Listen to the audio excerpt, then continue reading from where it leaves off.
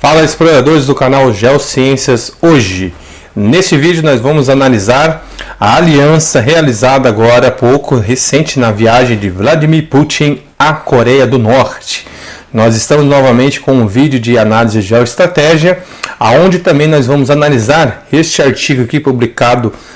pelo Centro de Geoforça, é o Centro de Estudos de Geografia e Análises Geopolíticas, da Universidade Federal ali de Santa Catarina, trazendo a análise da aliança sino-chinesa contra a crescente influência de potências estrangeiras lideradas pelos Estados Unidos da América, Inglaterra e França. E também eu creio que vocês devem estar acompanhando os noticiários internacionais e nacionais que estão abordando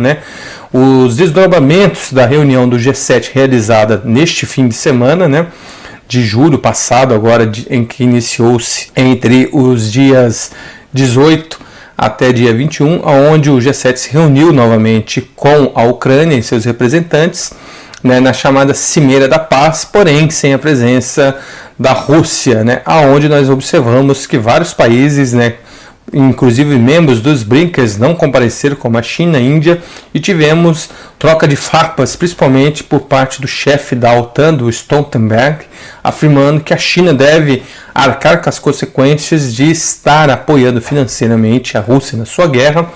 assim como também dizendo que é necessário que a OTAN venha se preparar em relação às ações chinesas, ou seja, mostrando claramente que o interesse do Império Decadente americano é de alguma maneira levantar uma oposição possível ali no Sudeste Asiático. E como fazer isso, como estender a OTAN para tais regiões, e a resposta por parte ali das potências asiáticas, que agora estão cada vez mais se aproximando em uma futura aliança militar que vai incluir não somente Rússia, China, Coreia do Norte, lembrando mais uma vez dos desdobramentos do fornecimento de armas de longo alcance por parte das potências europeias, e a resposta russa, como deslocando armas, navios de guerra, submarinos, incluindo armados com armas nucleares e hipersônicas para todos os inimigos do Ocidente, nas palavras de Vladimir Putin. Ele começou a sua resposta mandando essas embarcações para países na América Central como Cuba, Venezuela. Há também informações nas mídias orientais que possivelmente também para Honduras, Nicarágua, uma maior presença também na América do Sul, junto a outras nações como Peru, Bolívia, agora ao longo da África, em toda aquela região, tanto do Xarel como do Chifre Africano, como é chamado, a parte mais ocidental do continente, no Oriente Médio e ao longo do Sudeste Asiático, culminando agora nessa aliança com a maior aproximação estratégica entre Rússia, China, Coreia do Norte, já se estendendo também ao Sudeste Asiático, com a Tailândia, inclusive com a ajuda pessoal de Putin para colocar a Tailândia também dentro dos BRICS, a Indonésia, temos ali também na questão do Paquistão. Há também uma maior cooperação entre o Irã e o Turcomequistão, que faz parte da Aliança Militar Euro-Asiática, que são formado pelas antigas nações, as nações derivadas da antiga União Soviética, que surgiram depois da dissolução do Bloco Soviético em 91, bem como também da Arábia Saudita e agora mais recente do Egito, após troca de farpas também entre o governo egípcio e o governo de Benjamin Netanyahu em Israel. Então nós observamos que está tendo essa movimentação estratégica, esse rearmamento do mundo, a Guerra 2.0, a Guerra Fria 2.0, foi dada a sua largada. Então o fronte do setor econômico, estratégico, militar, agora mais do que nunca está todo vapor em todos os países, como estamos observando ao longo dessas regiões que citamos, Sudeste Asiático, na Ásia, Oriente Médio, África, América Central, Caribe e também América do Sul. Uma vez que nós estamos vendo os desdobramentos desse processo, vemos que o Reino Unido anuncia uma possível tentativa de medida para tentar rastrear as empresas que estão insistindo em fazer negócios com os russos, na palavra dele, mas é impossível eles conseguirem barrar isso, uma vez que as empresas que estão fazendo são boa parte russas, que operam né, fazendo tanto a parte logística de transporte e distribuição, como também a parte de ampliação e manutenção das energias, e uma vez que o sul global está de olho, está observando, vendo a fraqueza ocidental, vendo a oportunidade que surgiu alguém, vamos dizer, à altura, ou melhor, né, que o Ocidente, né, achou, como nós já abordamos em vídeos anteriores, que, né, ele tinha poderes suficientes para fazer, né, com grandes nações o que era feito com pequenas nações, a exemplo, né, da Líbia, do Iraque, do Afeganistão, né, mas nós vemos que não funciona bem desse jeito com nações, né, grandes, como no caso a Rússia, faz parte, sempre esteve ali dentro do bloco das G20, das 20 maiores nações do mundo, foi por mais de 8 décadas, né, ali membro do G5, dos 5 nações mais ricas e, consequentemente, sempre dentro do G3, né, das nações mais influentes, né, na relação geopolítica, geoestratégica e militar do mundo. É só observar que a Rússia sempre esteve ali, né, envolvida nos conflitos de grande proporção, tanto na Europa, desde a era medieval até a era atual, moderna. Esteve, né, atrás, responsável pelas revoluções chinesas, revolução iraniana, revolução, né, ainda que de paz silenciosa, não armada, na Índia, mas esteve ali por trás nos inúmeros golpes de Estado na África, na América Latina, a nível dos Estados Unidos, mantendo, né, aquele processo, né, de disputa entre as duas superpotências, lembrando a época soviética, e nos últimos 20 anos não foi diferente com a dissolução do bloco, né, ainda na década de 90, início dos anos 2000, achou-se que o mundo viveria uma era unimultipolar, né, onde une uma única superpotência polar de várias outras potências que estariam a receber ordens, né, direções dessa superpotência. Mas agora observamos que essa ordem foi, né, desafiada, ela está a ser mudada, nas palavras do próprio Vladimir Putin e do presidente Xi Jinping da China, aonde observa esses movimentos. E os desdobramentos disso vai nos mostrar se as palavras do presidente da Sérvia, que também anunciou essa semana, né, com os desdobramentos das reuniões ali do G7, que é a consequente resposta russa, né, que agora está a armar os inimigos do Ocidente e possivelmente a financiar novos, né, golpes de estados que estão ocorrendo maciçamente na África, e agora também já há possibilidade de ocorrerem na América Latina, né?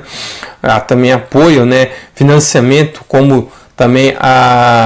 o lado progressista, a esquerda americana, insiste em afirmar, né, que foi como a Rússia interferiu na vitória de Donald Trump, né?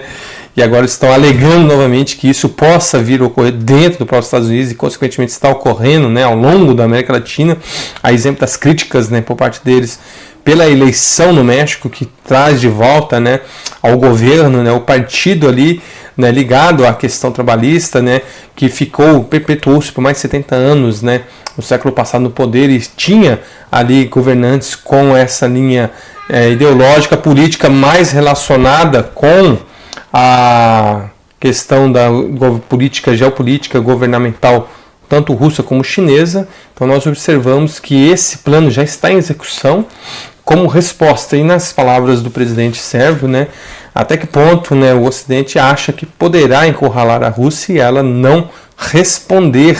né, de maneira apropriada e à altura. Ou seja, ele é um aliado, né, de Putin dentro ali da União Europeia, né, apesar que a Sérvia não faz parte da União Europeia nem da OTAN, né, um dos poucos países ali, assim como também a Ucrânia, né, que hora e outra eles estão insistindo, mas observamos que as baixas são grandes, e as análises mais confiáveis em analistas como o coronel McGregor do próprio Pentágono dos Estados Unidos apontam que, né, a Ucrânia não há condições alguma, ainda que o Ocidente venha, né, tomar todas as rédeas, né, venha financiar, né, como está fazendo, e está perdendo gente. Essa é a verdade. Eles estão ali como falsa bandeira, né, sem os uniformes devidamente identificados, mas sabemos que treinadores, mercenários infiltrados da OTAN, de todos os países da aliança, estão dentro da Ucrânia e estão morrendo. Essa é a mais pura verdade. Não estamos aqui enviesando. O objetivo do canal é trazer uma análise séria para que você possa compreender, né, como está se dando, né, as relações geoestratégicas e geopolíticas. E neste momento, né, o Brasil acaba entrando em cena, uma vez que está sendo colocado em pauta, né, você vê que o governo federal está abordando a questão do submarino nuclear, né, está falando-se na produção de novas fragatas, a renovação dos armamentos de defesa nacional, né, e a possibilidade, né, mediante os altos custos do caça Gripen, né, e com a promessa de transferência de tecnologia para a aeronáutica brasileira, né, devido a esses aumentos e reajustes, houve, né, por uma parte, uma ala, né, mais conservadora, à direita das Forças Armadas, portanto mais ligada aos Estados Unidos, querer comprar F-16, mas aí vem a resposta contundente. O governo americano que era para o Brasil, sim, né, fazer parte do programa, né, do repasse dessas tecnologias de F-16, uma vez que se afastasse dos brinkers, veja. E por sua vez a resposta, né, não só da linha do atual governante, né, como também dos atuais comandantes das Forças Armadas, né, que prezam por manter essa nacionalidade, esse equilíbrio, né, disseram não vamos fazer, porque estrategicamente é mais vantajoso, né, desse ponto de vista, uma vez que o Brasil tem outros amplos mercados, e observando-se na questão, né, de longo, médio prazo, né, uma vez que os dados de estudos, tanto do FMI e do Banco Mundial, apontam que em 2050, né, os membros dos BRICS estarão dentro do G5, ou seja, 5 nações com maior economia e mercado do mundo, observando que estamos falando de nações como China, Índia, que tem mais de 1 bilhão de habitantes,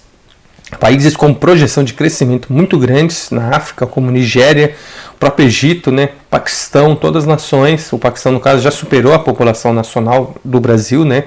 Nós aqui no Brasil temos 215 milhões de habitantes, eles já estão com 220 milhões até 2050. Há a previsão deles superar os 400 milhões. A Nigéria, 700 milhões de habitantes. China e Rússia superando os 2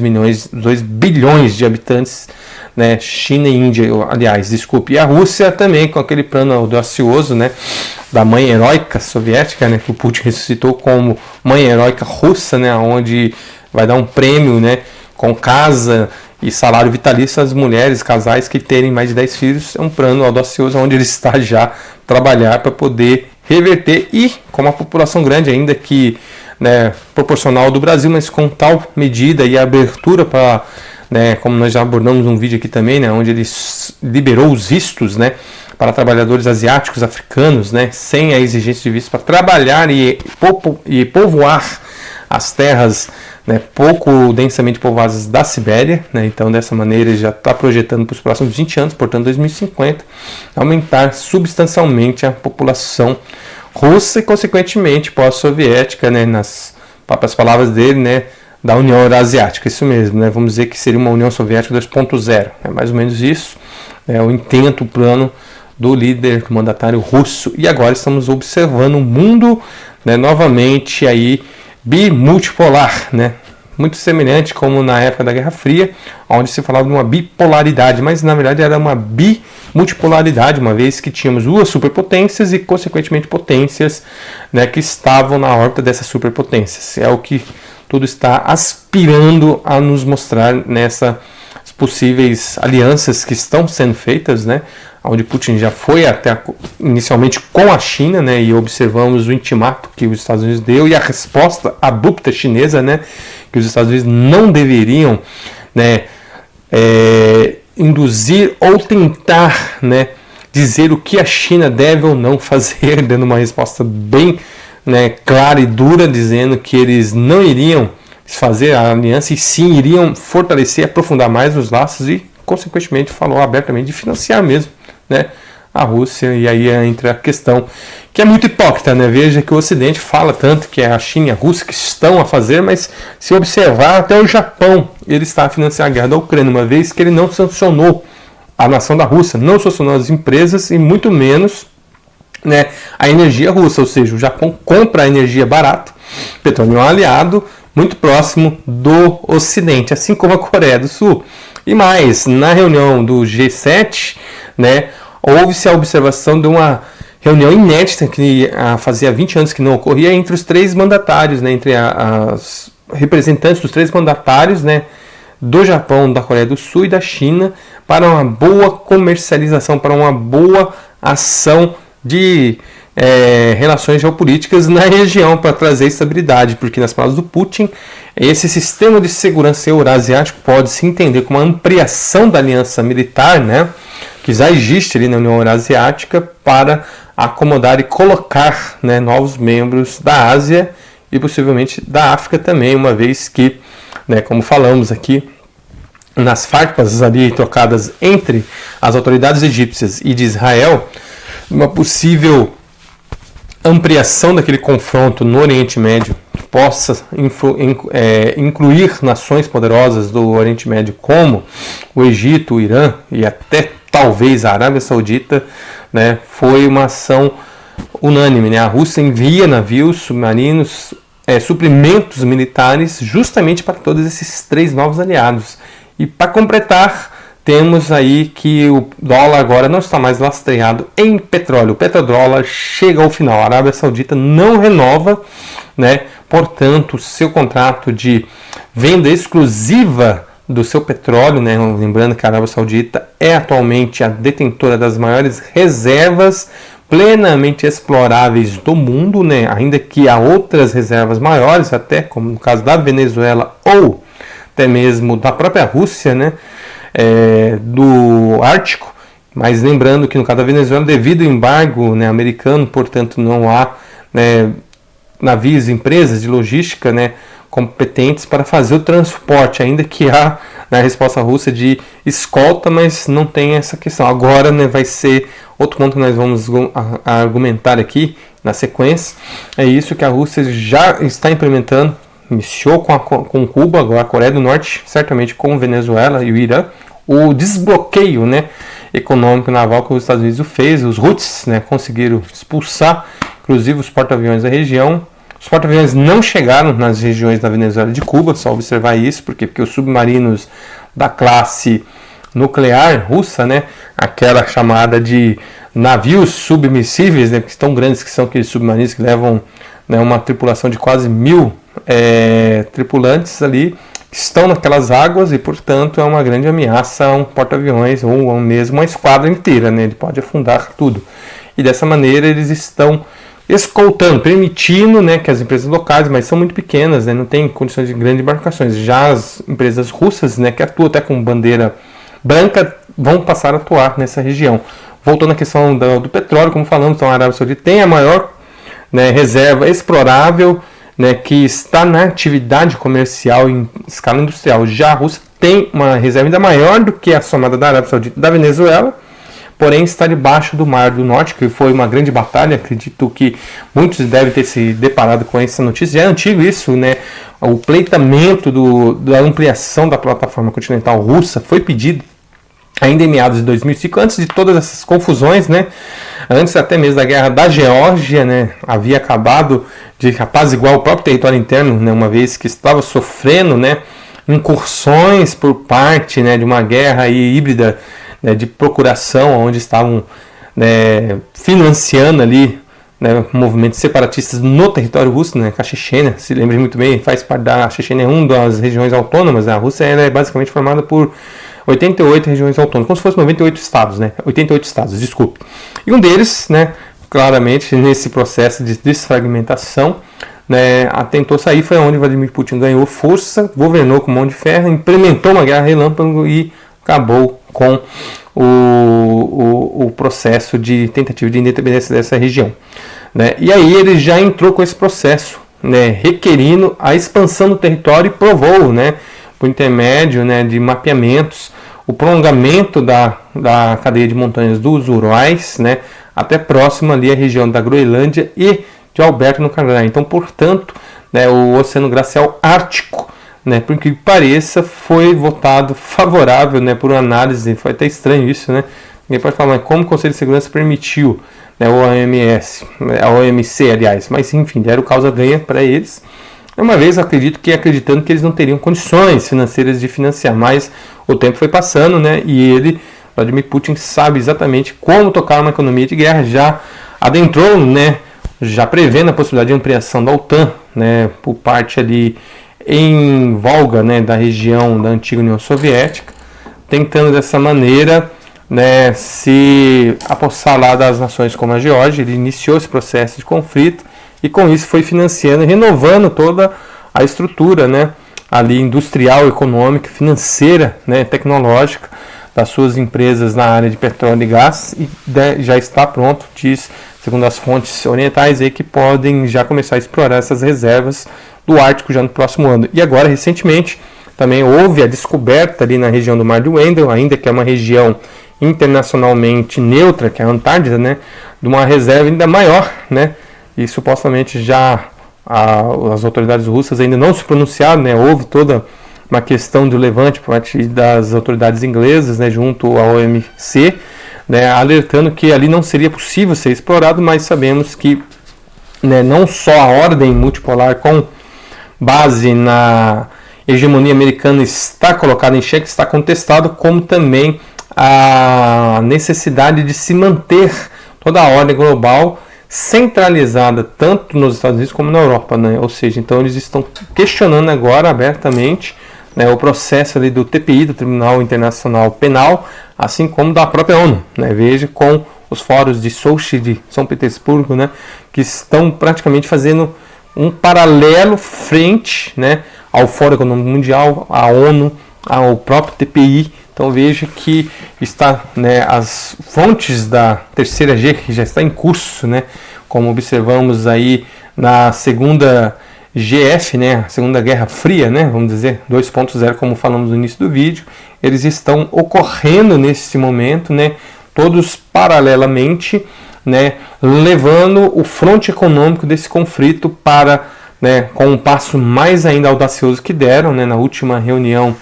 de Putin, juntamente com a presidente do Banco dos BRICS, a Dilma Rousseff, ex-presidente do Brasil, né, lançaram a moeda UNIT, que nas palavras deles vai ser lastreada nas commodities das principais nações formadoras dos BRICS e com as moedas nacionais, ou seja, eles deixaram de usar o dólar, né, a Arábia Saudita agora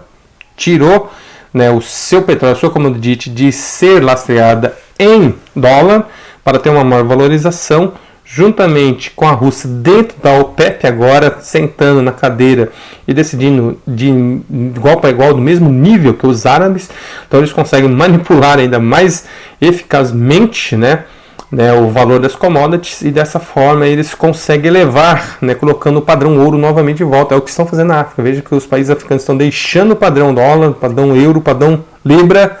para que eles possam vincular essas moedas às suas commodities, né? Lembrando que a África é um dos maiores fabricantes de ouro do mundo, atrás da Rússia, porque parece, né? A Rússia ela tem toda a tabela periódica debaixo do seu subsolo e ela está sempre ali entre os maiores produtores, mas porque não está entre os maiores vendedores, justamente por causa dessa questão,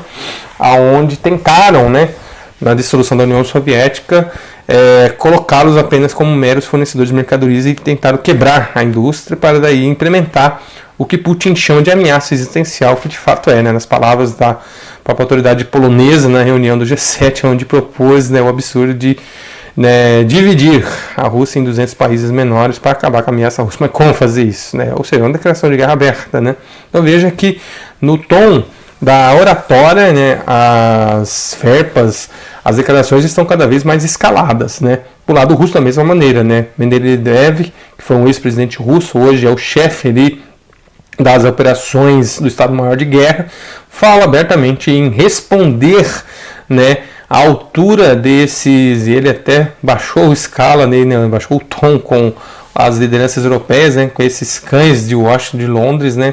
acabar com eles ali, usando-se de armas táticas na Europa Ocidental e arma estratégica para eliminar de vez, né, a ameaça ocidental. Veja só que ponto está chegando, né? Então nós observamos que as questões geoestratégicas e geopolíticas estão a todo vapor, né, a nível de que observamos aqui, né, o canal trata de assuntos relacionados às ciências da Terra, portanto a geografia faz parte, né? Ainda que o foco maior é nas ciências físicas, mas vemos que estamos em momentos de mudanças tão intensas como as mudanças climáticas e de ações tão intensas e catastróficas como ações sísmicas ou vulcânicas, também no campo geoeconômico da economia internacional. Então, esse vídeo de hoje foi sobre isso, onde nós trouxemos um pouco aqui, um apanhado, né, do que está em pauta internacional nas questões geopolítica e geoestratégica, para que você possa estar, né, atento, se atualizando, né, se informando com relação a todos esses principais acontecimentos que estão ocorrendo neste momento no Brasil e no mundo. E se você gosta desse tipo de conteúdo, eu peço que você já deixe seu like, compartilhe, né? Assine as notificações aqui para que você possa estar, né, sempre atento, recebendo as novas informações que estaremos trazendo para vocês. Muito obrigado, exploradores, e até o próximo vídeo.